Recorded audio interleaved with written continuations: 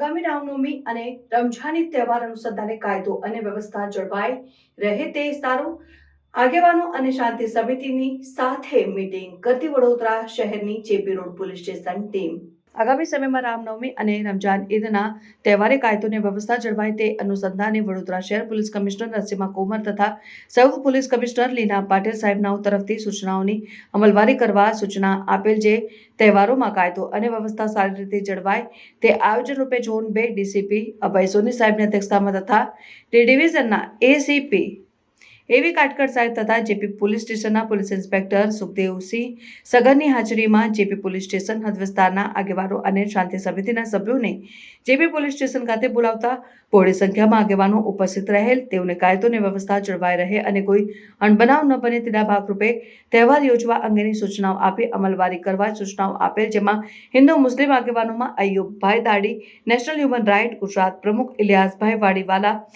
ભાજપ લઘુમતી મોરચા મહામંત્રી અશરફભાઈ ગાજી રોહનભાઈ પાટીલ સાજિદ પઠાણ સાફિન મલિક વિપુલભાઈ વગેરે આગેવાનો હાજર રહી શાંતિથી તહેવાર ઉજવવા તેવી અપીલ કરી હતી. જેપી પોલીસ સ્ટેશનમાં આજે શાંતિ સમિતિની મિટિંગ રાખી હતી. એમાં ડીસીપી અભય સોની સાથે એસીપી સાહેબ કાટકર સાહેબ અને પીઆઈ સાહેબ સાગર સાહેબ બી ઉપસ્થિત હતા. એમના માર્ગદર્શન હેઠળ આગામી જે આવતીકાલથી ચૈત્ર નવરાત્રિ શરૂ થાય છે, ગુડી પડવો સાથે 31 તારીખે જે ઈદ છે એ અને રમજાન મહિનામાં જે પવિત્ર મહિનો જે મુસ્લિમ ભાઈઓએ જે બી ભગવાનને દુઆ કરીએ બધાની કબૂલ થાય. સાથે હનુમાન જયંતિ અને રામનવમી આપણા વિસ્તારમાં સર્વ તહેવારો શાંતિથી ઉજવાય એના માટેનું માર્ગદર્શન આપ્યું હતું અને તહેવારોના દિવસે સાહેબ પૂરતો બંદોબસ્ત રાખશે એનું માર્ગદર્શન આપ્યું હતું. શું નામ આપનું? રોહન પાટીલ. આજે વડોદરામાં તાંદલા ખાતે જેપી રોડ પોલીસ સ્ટેશનમાં આવતા તહેવારોને લઈને શાંતિ સમિતિનું આયોજન કરવામાં આવેલું હતું. આમાં વિસ્તારના આગેવાન અયુબભાઈ, ઇલિયાસભાઈ અને એમની બધી ટીમ આજે અહીંયા હાજર હતી. હિન્દુના આગેવાન વિપુલભાઈ અને બધા હાજર હતા અહીંયા પર. અને એમને જે ઈદનો તહેવાર છે, જે રામનવમીનો તહેવાર આવવાનો છે, જે નવરાત્રિનો તહેવાર છે, બધું શાંતિથી ઉજવાય અને કોઈ પણ ધાર્મિક લાગણી ના દુભાય એવું કોઈ કૃત્ય ના કરે. અને કોઈ પણ સોશિયલ મીડિયા અથવા ઇન્ટરનેટ ઉપર એવા કોઈ મેસેજ મળે તો એમને સાચું નહીં માનવાનું અને પોલીસ જોડે સંપર્ક કરીને એમની ખરાઈ કરવાનું અને પોલીસને સતત અપડેટ કરતા રહેવાનું. જેથી શું છે કે સાચી વાત શું છે એમના સુધી પહોંચે અને કોઈ પણ કાયદાનો વ્યવસ્થાની પરિસ્થિતિ ના ઊભી થાય આ અંગે એમને માહિતગાર કરવાનું. ઈદ નિમિત્તે જેપી રોડ પોલીસનો બંદોબસ્ત કેવો રહેશે? ઈદ નિમિત્તે બધા ધાર્મિક સ્થળો પર અમારો બંદોબસ્ત રહેશે, પોઈન્ટ રહેશે. સવારથી અમારી પેટ્રોલિંગ રહેશે અને અમે સતત આગેવાનોના સંપર્કમાં રહીને શાંતિપૂર્ણ ઈદ ઉજવાય આ રીતે અમે લોકો કામગીરી કરવાની છે.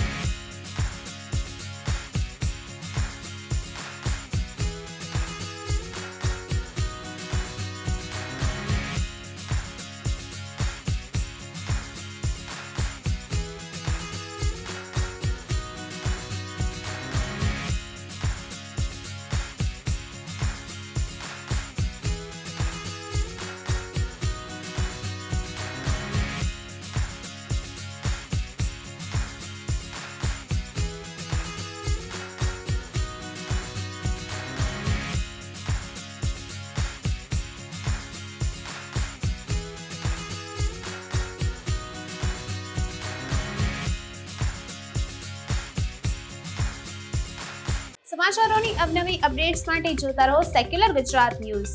સાથે સેક્યુલર ગુજરાત ન્યૂઝ ચેનલને લાઇક, શેર અને સબસ્ક્રાઇબ કરો અને બેલ આઇકોન દબાવીને સમાચારોની ઝડપી માહિતી મેળવો.